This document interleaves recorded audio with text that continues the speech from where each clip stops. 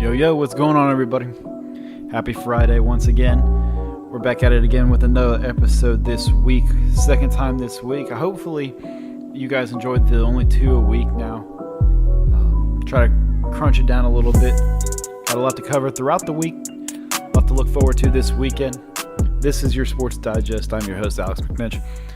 As I mentioned, we're here with another episode. Second one this week. Appreciate all the love, support, and great comments on the last episode. Especially since I withered away in my own pain after the Grizzlies were eliminated by the Los Angeles Lakers in the first round. But now that the first round is over, some series already started at the beginning of the last episode. We got more series starting now and in the thick of it. A lot of rivalries, a lot of tense matchups. Got a lot to talk about here throughout the weekend, upcoming to the weekend in the NBA and NHL playoffs. 2 massive things taking over right now. Let's just hop right into the NBA playoffs because those have been some of the most fun things to watch here. And we'll start on a series we'll start the 2 series that are already going to be playing Game 3s tonight as this podcast comes out on Friday. We'll talk about the 76ers and the Celtics because that Game 1 was a lot of fun. The series is tied 1-1 right now. That Game 1 on Monday or Tuesday night, I think it was Monday, I told you guys last episode that if the 76ers didn't have Embiid, this was going to end in 5. And boy, was I wrong. They came out with a lot of fire. De'Anthony Melton was just knocking down every 3. I wish we had that De'Anthony Melton on the Grizzlies last year because we probably would have beaten the Warriors last year if we had De'Anthony Melton who would hit 5 or 6 threes in a playoff series. But good for him to be able to knock down a lot of those. But the big thing we got to talk about is James Harden scoring 45 in that Game 1, including the step back signature James Harden 3 to put him ahead. They ended up winning that game 119-115. A lot of questions of Joe Mazzulla. It's like, man, hey, look, they got nobody on this team. Tyrese Maxey wasn't even shooting the ball that well. He scored 23 or 24. But he was inefficient. Nobody else was giving you any production, but I think De'Anthony Melton moving that needle on that bench was huge for them in that Game 1 there. And then it was announced, I believe, on Tuesday that Joel Embiid had won the MVP.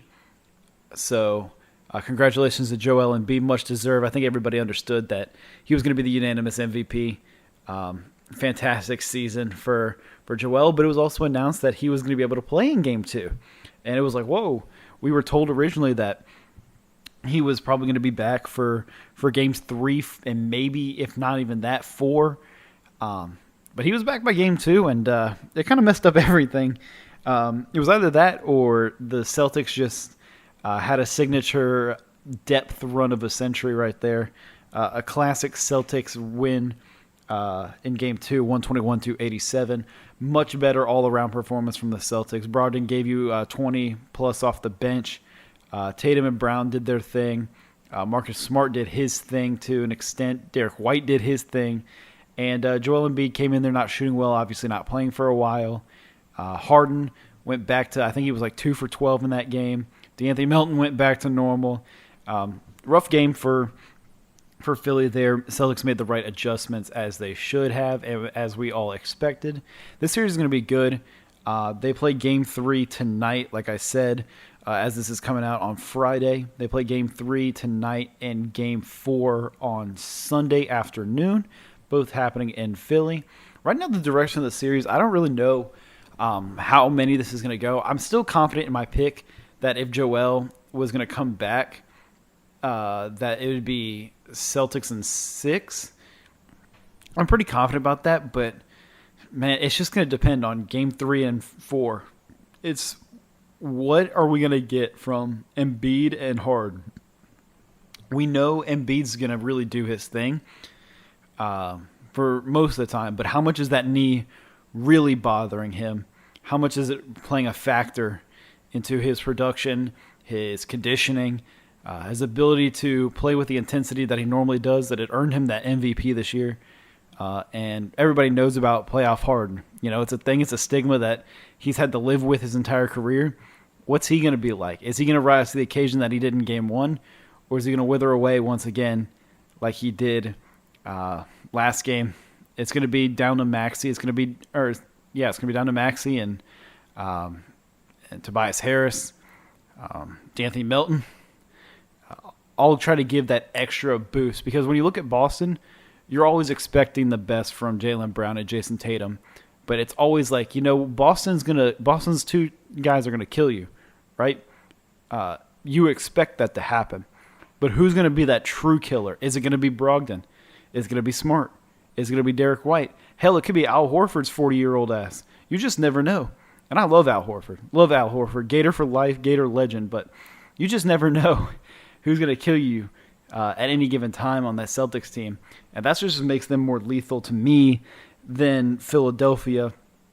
I know Mazzulla's getting some criticism right now on the way he's making adjustments or his late game management. But again, this is his first year being a head coach. He didn't expect to be a head coach going into this year, obviously with the Ime Udoka situation all happening. He just got thrusted into the situation, and he's made the most of it. He's done a very good job throughout the year, and he's going to continue to grow. He's a young guy already, so I don't have an issue or don't see any issues with him going forward for that team. But then the other series that's also going to play a Game 3 tonight is going to be the Denver Nuggets taking on the Phoenix Suns. Denver's up 2-0 in that series already.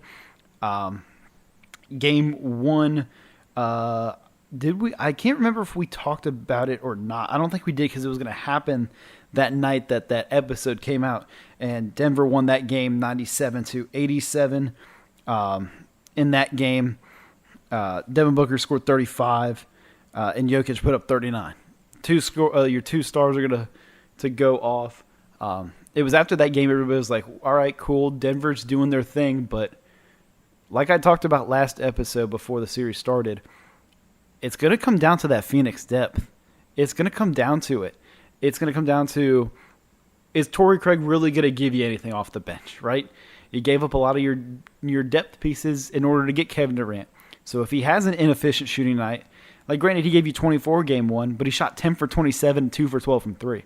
Like how much is that truly helping you in the long run when you're getting a guy like Kevin Durant on your team? You're expecting a high level of play the entire time. That was game 2. Okay, it was game 2. That's what I thought. That was game 2 because we had already talked about game 1 that happened on that Saturday. Cool. Just had to do some little housekeeping right there for myself to make sure I wasn't going crazy. I thought we had already talked about it, and we did.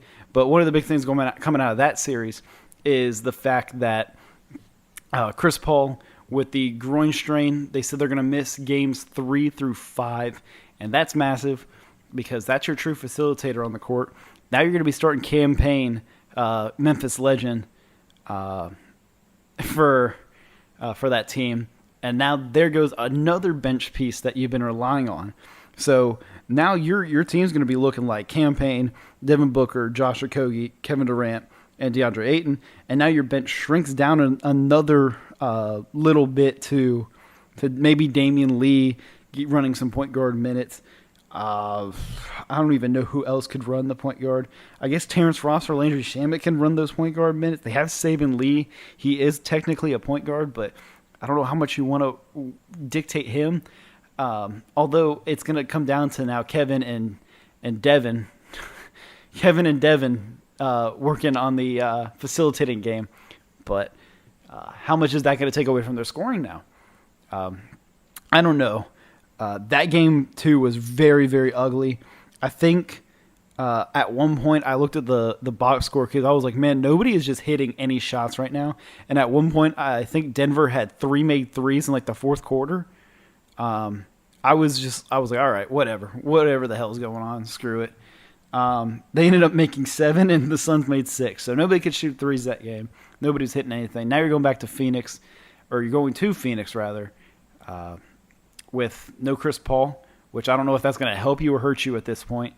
You need anything you can get if you're Phoenix right now because you're just outmatched depth-wise, bench-wise by this Denver team. And once again, I talked about that on last episode, that the only way I see Phoenix winning this is if their stars go nuclear every single game.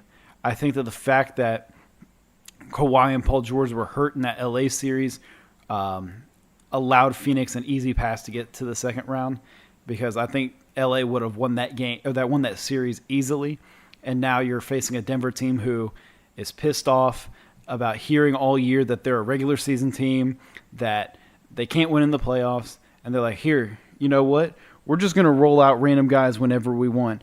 Hey, Christian Brown, I know this is your first year in the NBA. You didn't even get invited to the draft. You were pulled down from the stands after your name got called. You walked down from like the third level in the stadium or arena, wherever they had it, and you walked down to get your hat. You weren't invited to the green room. Hey, you're going to go ahead and play playoff minutes for us in the second round, and you're going to go out there and guard Devin Booker. So good luck with that. I think that this team is criminally underrated from what people put in perspective of them as. And I understand they're the first seed. How could they be underrated? But with the fact of, you don't have a number one flashy guy on this team.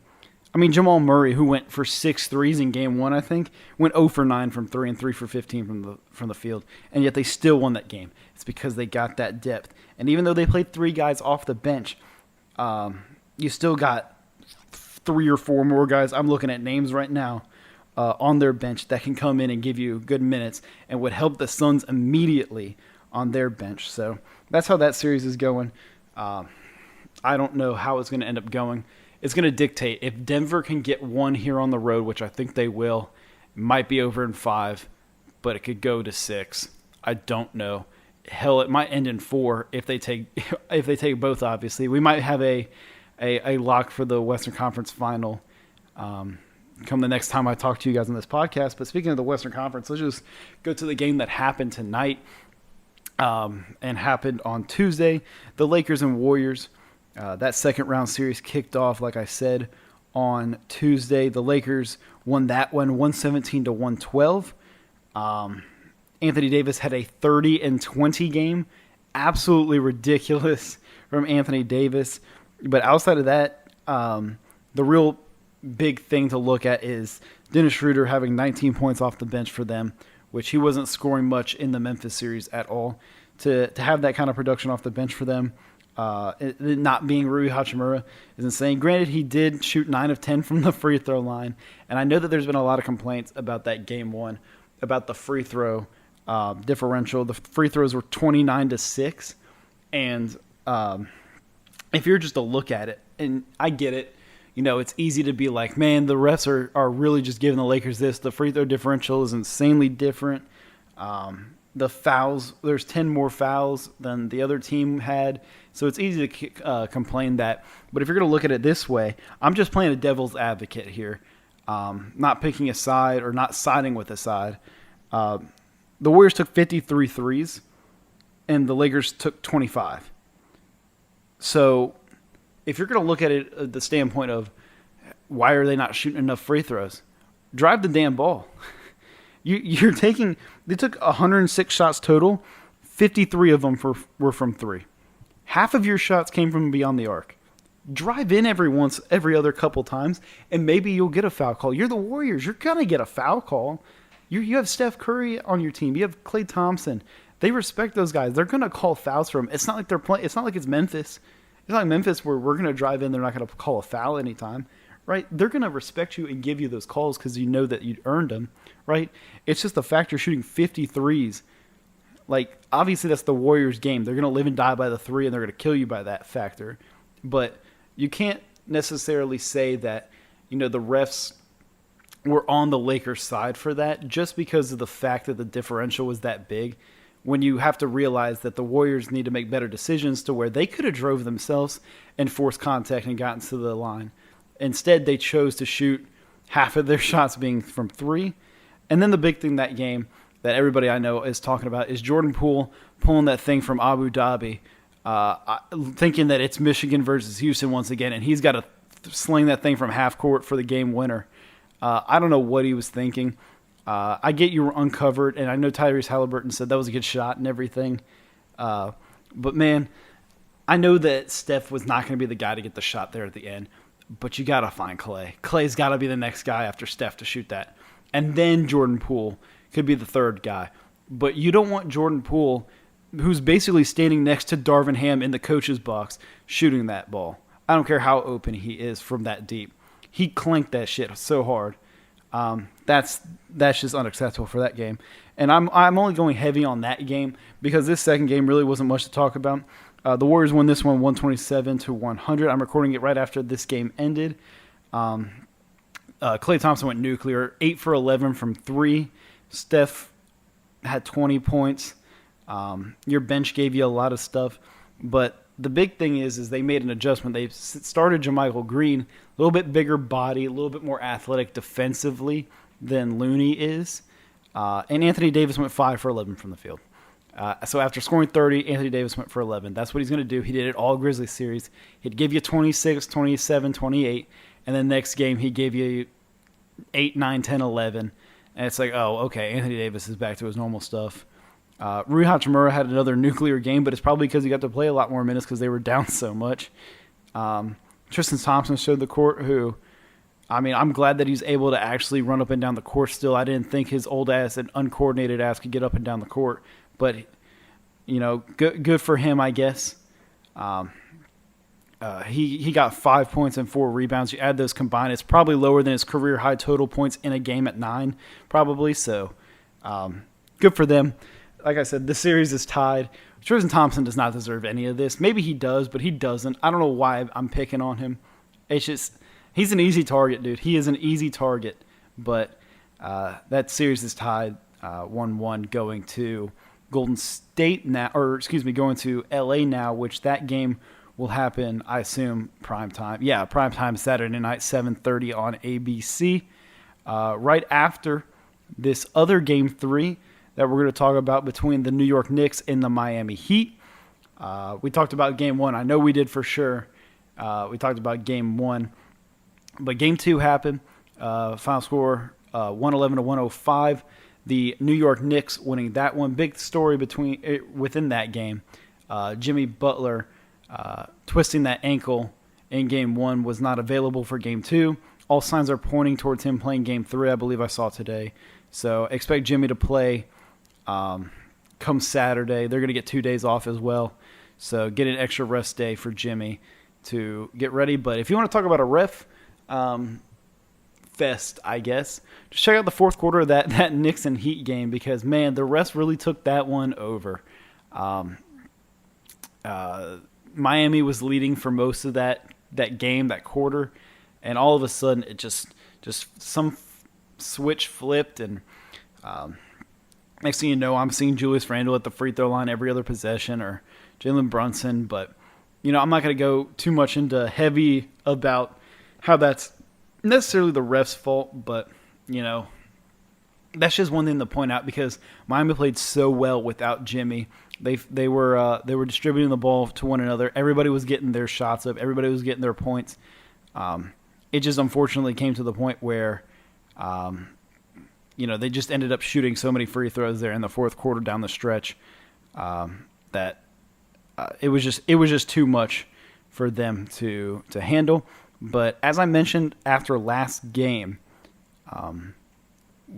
the big question within Miami was Jimmy's going to give you that large amount of points, but who's the next guy that's going to step up?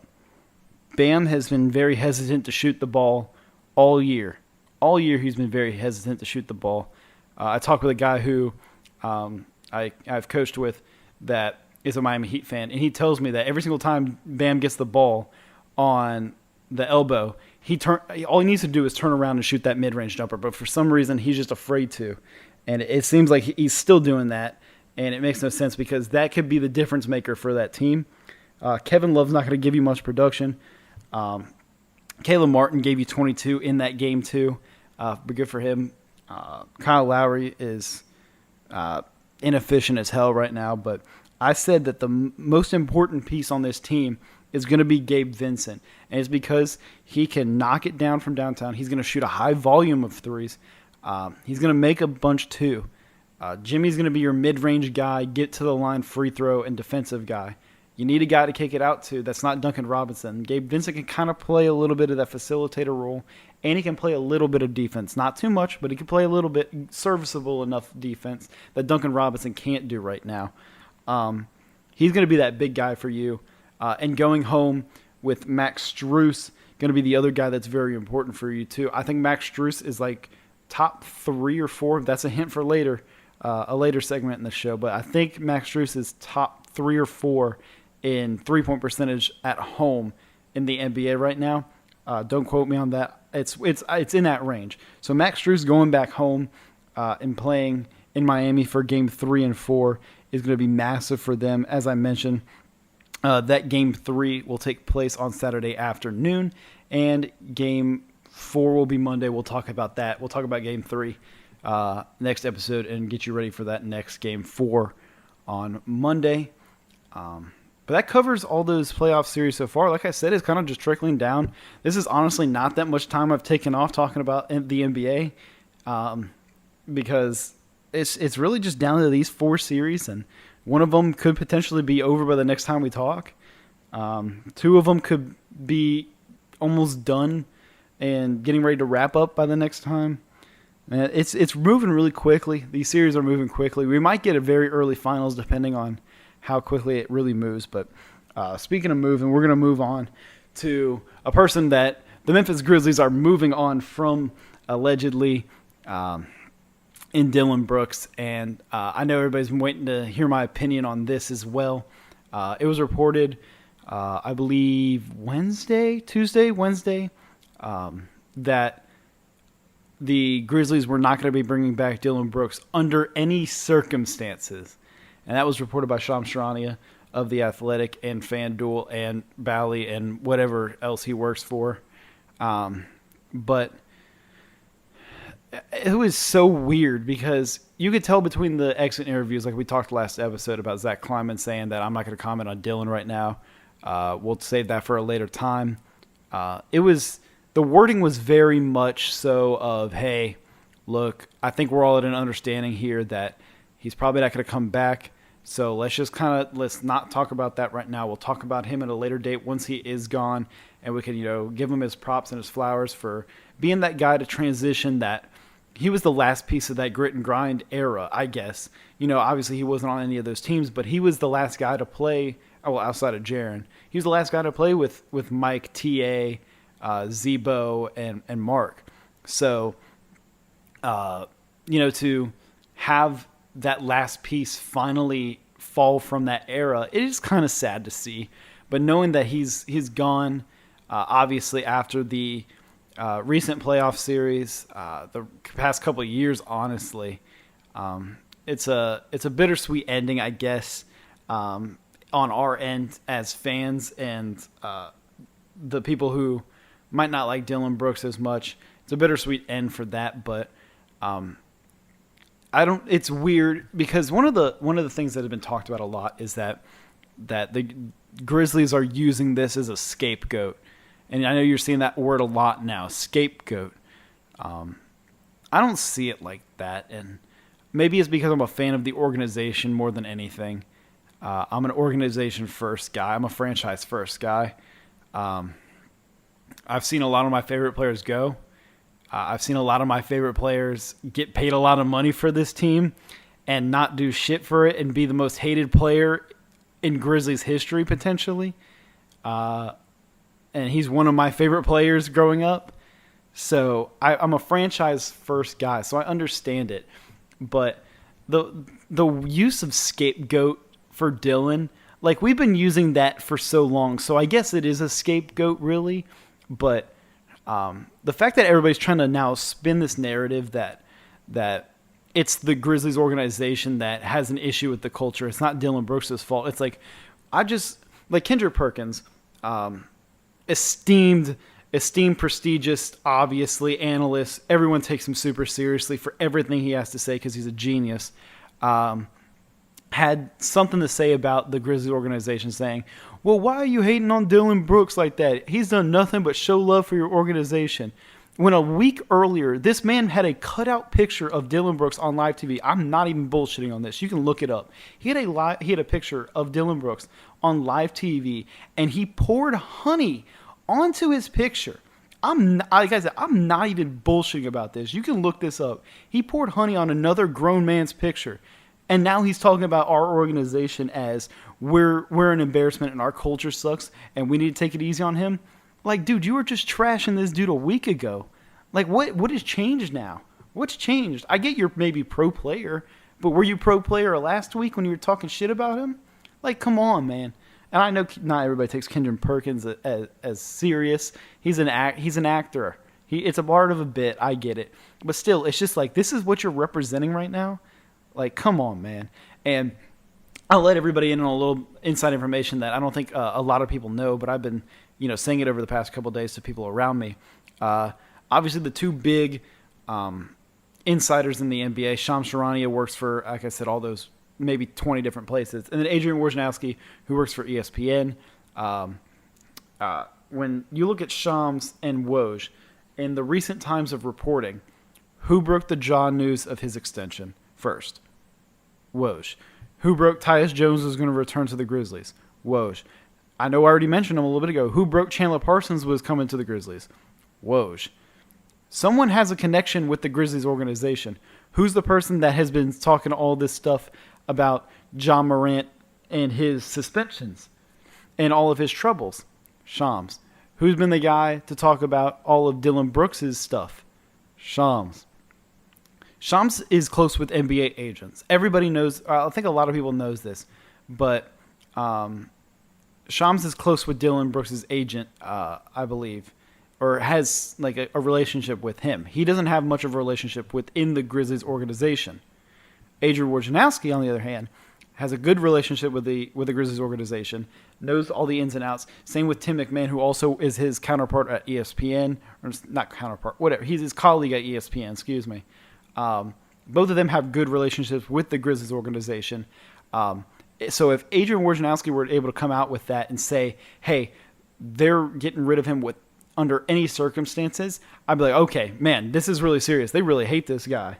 But just because it was Shams, it's like, maybe there is a picture trying to be painted here. And I know that Dillon's agent came out and said that these insiders are trying to throw shade on your client's name or on any NBA player's team name. I don't know why anybody talks to him when a lot of people know damn well it might have been him to tell Shams this idea.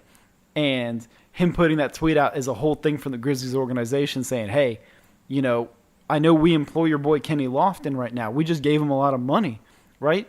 I know you're not talking bad about us right now. Otherwise, we'll ship his ass out or release him straight up. And we'll just, get it all done with and won't have to worry about him, no matter how important he could be to the future, just to stick it to you. Or we release more information about you and how bad of an agent you are because one of your clients wants $25 million to shoot 30% from the three-point line. But that's neither here nor there. And it also came out today that Tim McMahon on his podcast, as I mentioned, he's close. He works for ESPN and is close to the Grizzlies organization a little bit. And their front office people have some good connections. And he said that I believe that the Grizzlies don't want Dillon Brooks back, but the way that it was worded is not at all the way that it is. I think everybody knew that Dillon wasn't going to be back. I think Dillon and the Grizzlies knew that it wasn't going to work anymore after Dillon turned down two lucrative extensions, he said, at the beginning of the season. I think there was a clear disconnect towards the end of the year with the culture and the less trash talking and all that stuff. But the way that it was worded was very odd. So this whole thing is just weird. It's weird to see the Grizzlies are getting everything thrown back in their face after, having 3 days of everybody like hopping back on their bandwagon because Dillon's gone, and now everybody's hopping on our case again because Dillon is now the pitiful, sad human being who everybody has to love now, apparently. So it's just weird how it happened. Dillon was great. I loved Dillon at the beginning of his career. He was such a cool dude. When we took a family trip to Oregon, and we went to this little corner market. We were staying right on the campus of Oregon, and I saw Dillon Brooks walking past the market, and I ran down and met up with him. and got his attention. It was literally right after he was drafted. He had just played Summer League for the first time. And I said, I'm a huge Grizzly fan. Took a picture with him and everything. He was such a cool dude. I always respect him for that. But, man, just the past few years, it's just been such a disconnect with him, his role, his money. We gave him an extension, too, and after we gave him that extension, he just became completely silent and became the person that he is now, which isn't silent. It sucks to see it end this way for a guy who was so loyal to the city and to the fan base and to the team, but obviously, he hurt his own reputation throughout it. He hurt his own relationship with the organization and teammates throughout it as well. Here's to hoping we find a good replacement for him. We'll talk about that in later episodes, but yeah, crazy situation throughout all that happening. And kind of talking about the team outlook. As I mentioned, we'll talk about that in the future. Next week, tune in because we're going to be starting to do some team outlooks. We're going to start on Monday with 3 teams. So Monday's going to be a little bit longer of an episode, I believe. I'm not going to talk as heavy about the playoffs as much as we get these team outlooks starting to go. We're going to talk about the Pistons, we're going to talk about the Rockets, and we're going to talk about the Spurs. We're going to talk about those 3 teams because they are number 1, 2, and 3 in the lottery projections. The lottery is on the 11th of May. I think the 10th, 11th, something like that. It's happening in the next week or two. So we'll start breaking down that next week. I think next Friday, actually. We'll do it next Friday. We'll start breaking those down. So after the lottery, we'll be able to hit a couple of those, and you don't want to miss out on some of those. Even though those teams suck right now, Dillon Brooks might end up on one of those teams. So tune into that next week. But without further ado, let's just go ahead and hit the NHL because the NHL playoffs are in full swing. And with it being in full swing, we left off last week with a Game 7 happening on Monday between the New Jersey Devils and the New York Rangers. We'll quickly go over that Game 7. The Devils ended up winning that game 4-0. They would go on to the next series now where they're going to play the Carolina Hurricanes. And we'll just hop right into that series as well. They've only played one game. They'll be playing their Game 2 tonight as this comes out on Friday. They're going to be the only game tonight, I believe, as well. But the Hurricanes won that Game 1. They had the 1-0 series lead. Won that game 5-1. Watching it, it just looked like New Jersey was gassed. It looked like a team that just played their Game 7 a day prior, or 2 days prior, rather. And Carolina's been well rested for the past 3-4 days prior, I think. So it came out with a little bit of a rust effort I wouldn't even say a lazy effort. It's just a gassed and tired effort from New Jersey. They're a young team. They're not really used to the full, hey, we just played a Game 7. We're playing Game 1 in 2 days. Get ready, boys, type of motivation. I expect them to bounce back and become a better team and play to their standard once again. But the Hurricanes, led behind Freddie Anderson, being an absolute stone wall in goal for them again, the former Maple Leaf, holding it down, pitching a 1-goal win. That Game 2, like I mentioned, is going to be tonight as this comes out on Friday. But hopping right back into the next Eastern Conference series, and I held a mini parade on this podcast on Monday about the Toronto Maple Leafs winning their first playoff series since 2004, and I guess we didn't even really get to talk about the Panthers. Now that I'm thinking about it, hang on, we got a little backtrack here because Sunday, after I had finished recording, the Panthers upset the number 1 seed, best record of all time, most points of all time, Boston Bruins in overtime with a 4-3 victory. Like I said, literally right after I finished recording the podcast, Carter Verhaeghe hit the game-winning goal in overtime. It's unbelievable to see Boston just absolutely collapse the way they did. The Bruins ended up going with Jeremy Swayman, their backup goalie, in Game 7. So he only played one game the entire series. He was playing a little rusty off the bench, and obviously I don't really agree with that decision that they came to him in Game 7 instead of giving him maybe, hey, let's put him in a Game 5 where we're starting to give up some goals here. Let's get him in and try to shut this down, because they've been the best 1-2 punching goalies this entire season. It has just been an absolute shit show towards the end of the season, or towards this end of the playoff run for them. Completely collapsing underneath themselves. Florida advancing there. And going into now what I'm talking about, the Toronto Maple Leafs, it's just a complete disappointment. And it's a big props to Florida to carry that momentum right now. They go into Toronto, take both games on the road, which is absolutely massive. And watching both of the games, man, Toronto has just played so flat. You would think after winning their first ever series since 2004 that the crowd would be hyped, that the players would be amped up to play again. But unfortunately for Toronto's sake, their ticket prices are skyrocketing through the roof, and all the suited up businessmen get all the seats. Nobody gets excited. The atmosphere isn't what it should be, because all these high-level money-making people get all these big seats in front of the glass and stuff like that, and it's just not as exciting. It's not really a good playoff hockey environment right now, and I think that that's what Toronto needed and needs going forward to be able to capitalize on this series, because right now Florida is completely capitalized by Toronto coming out and playing lazy. Like I said, they're riding with a lot of emotion right now, the Panthers are, and they've rode that wave all the way through. Matthew Tkachuk is killing it right now. Carter Verhaeghe, who had the game-winning goal, I think he hit the go-ahead goal in Game 1 on a breakaway, which was a terrible turnover, by the way. Terrible turnover. Led to a breakaway goal.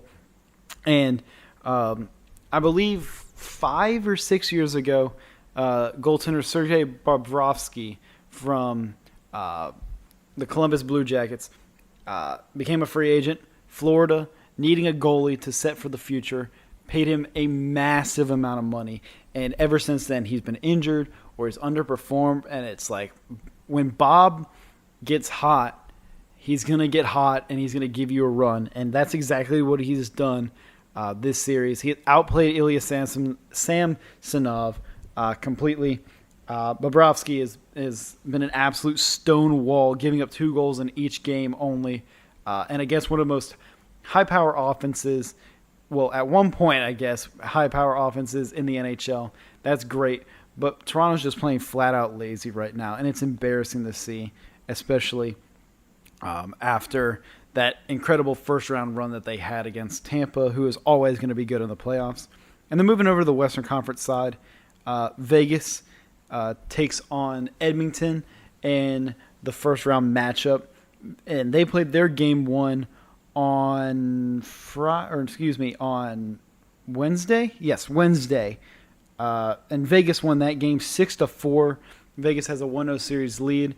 In that game, Leon Draisaitl for Edmonton went absolutely bonkers. Absolutely bonkers. He put up 4 goals. 4 goals in one game for Leon Draisaitl. And everybody talks about Connor McDavid, obviously, on that team. He's a name everybody knows in hockey at the current moment. But Leon Draisaitl, his teammate, is right up there with him in the top echelon, top tier in the NHL. He plays so well. He's such a good distributor as well. But today not today, but whenever the game was, in Game 1, showing off his true scoring skill, which is a thing that a lot of people question about this Edmonton team. Who's going to produce you the goals when Connor McDavid isn't? And Leon Draisaitl just doing it all by himself, literally doing it all by himself. We'll talk about somebody else who's doing it all by themselves in a second. But nonetheless, they lose that game. And one of the things I want to mention here is, for those of you who don't watch hockey or may not know much about hockey, and you see the goalies get pulled at the end of the game, by pulling a goalie, you allow that extra skater on the ice instead of the goalie, so it's a 6-on-5 instead of a 5-on-5 with 2 goalies. And at the end of the game, the Edmonton Oilers pulled their goalie down 1. It was 5-4 at the time. And Skinner was skating off the ice, the goalie for the Oilers. And all of a sudden, the whistle blows, and nobody was offsides. It was a standstill play, and people are confused what's going on. Come to find out, Edmonton got called for too many men on the ice. The skater that was coming in for the goalie had left the bench before Skinner ever got to the bench, and they got called for too many men on ice. Got a 2-minute power play for that, and absolutely screwed his team. And it's embarrassing as a coach of a hockey team to not have your guys disciplined enough and not have your guys ready to know, hey, once he gets to the bench, you can go. Don't jump early. Don't try to jump the gun early, because normally you see a lot of the coaches have their guys sit on the wall and wait until the goalie gets in, and then the coach yells go or yells, I think it's like scape or something like that. I can't remember exactly what the key word is. But Jay Woodcroft just said, hey, you know what? I'm done managing this team. Just go ahead. Do whatever you want to do. Cost them the 2-minute power play, which ultimately gave them a 5-on-5 regular 5-on-5 game. Ultimately, they got the empty netter, and Vegas won that game. Ivan Barbashev got 2 goals in that one. I think one of them was the empty netter he had, as well as one in the second period. But Vegas is up 1-0 in that series. They will play Saturday night. They're the standalone game on Saturday. But wrapping back around to the final hockey series I'm going to talk about, and I've saved the best for last because it's my Seattle Kraken. On Sunday after recording, the Kraken took on the defending Stanley Cup champions, the Colorado Avalanche, and absolutely thriller of a game. 2-1 victory for the Seattle Kraken in their Game 7. Oliver Bjorkstrand, who we got from the Columbus Blue Jackets in the offseason for basically a bag of balls, came in, scored both goals to win the game for Seattle. Philip Grubauer is playing out of his mind this playoffs. We'll hit him in a second. But we ended up winning that game 2-1 on the road in Colorado to clinch our first ever playoff series victory and move on to play the Dallas Stars. And we're full throttle here in this series as well. I'm recording it right after this game, so I'm riding the emotions of watching this game.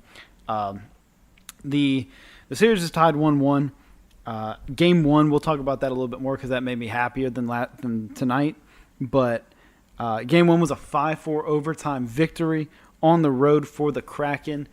Just as they did in Colorado, they came into Game 1 on the road as an underdog and completely outplayed the other team and got a win. But it wasn't that easy, as Joe Pavelski, who has not played since Game 1 of the first round after a hit from Matt Dumba from Minnesota that concussed him, laid him out for the rest of that series. He was able to return for Game 1 of this series.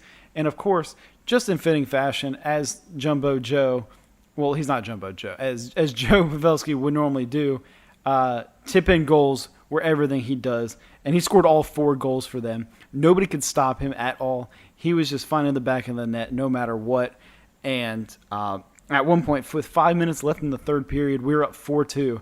And we let him get to his spots. And in hockey, if you know a little bit, you're allowed to go in front of the goalie as an offensive player and kind of shield the goalie from the defensemen who are taking the long-range shots from the blue line, and you have the chance to deflect it and go in.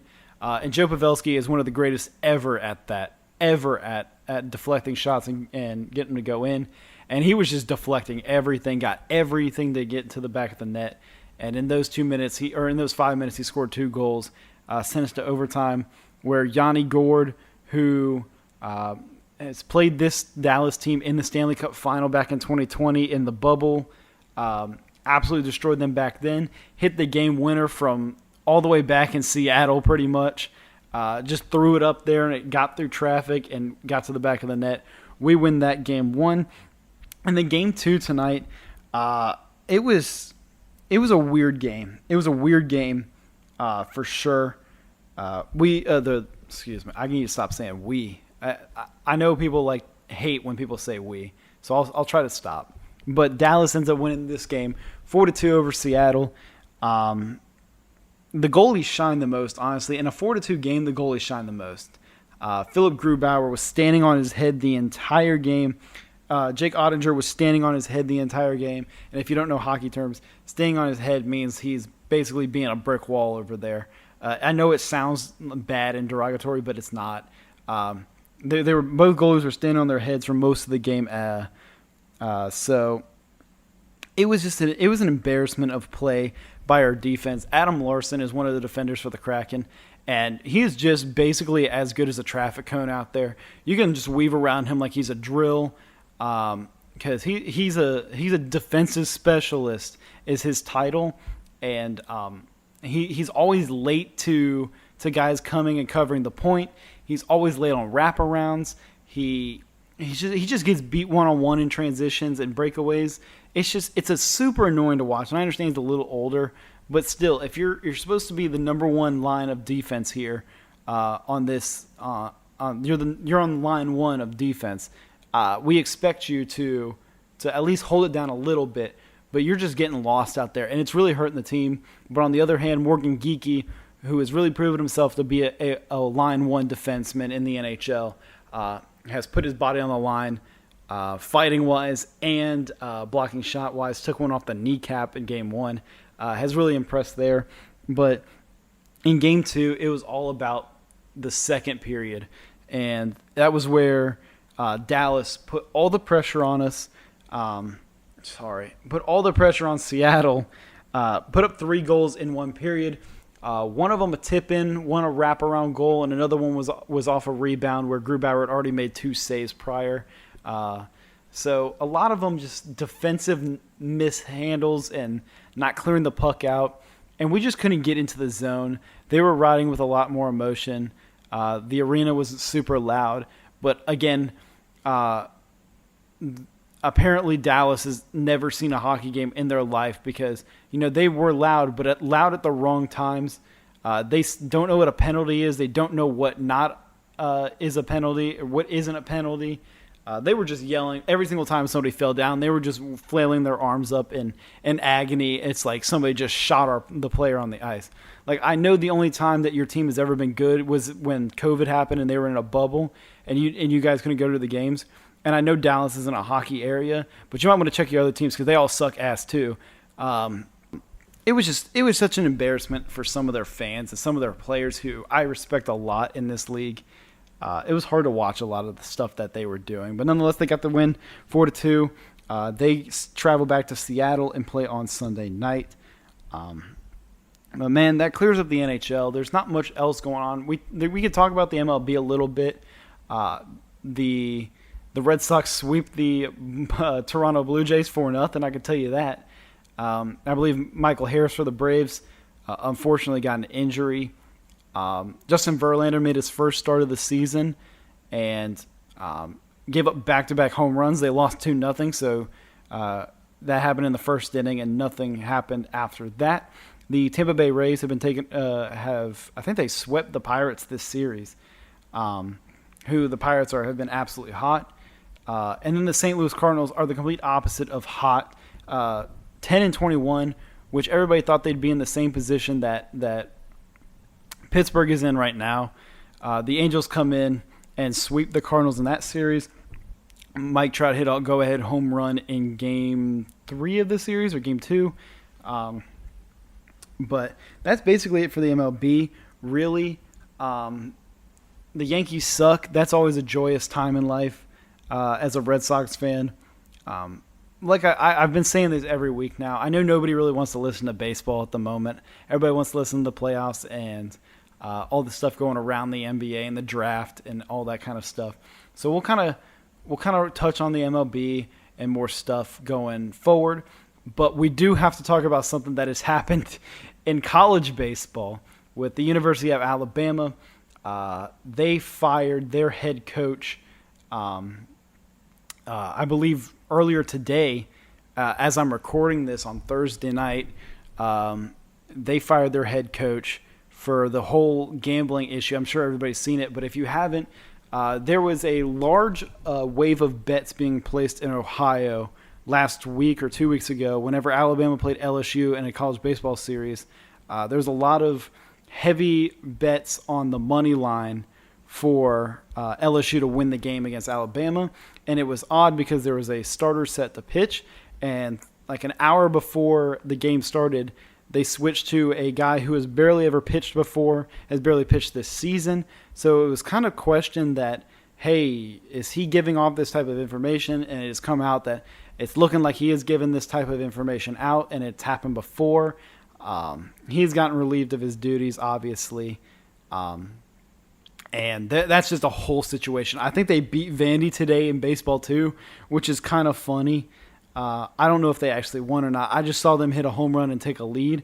They might have completely lost that game, so I'm actually checking it live right now as we go. Yeah, they won 11-2 against the number 5 Vandy, so that's actually hilarious that they won today without their head coach. Trying to prove to everybody, hey, we don't need our coach to prove that we can win ball games. So that was kind of hilarious. And then Mike Budenholzer in the NBA, I guess I missed this when we were talking about the NBA. Also earlier today was relieved of his duties. I think everybody assumes Nick Nurse is going to be the guy to step in, but odd to see another coach who a few years after winning an NBA championship completely just abandoned by their team and their organization.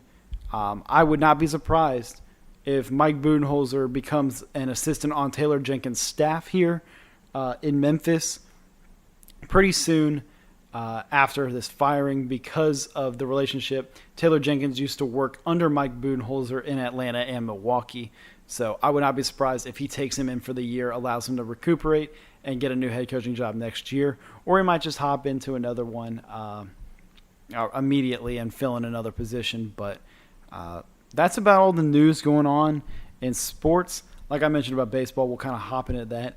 Next Friday, we're going to do the start of the NBA offseason previews.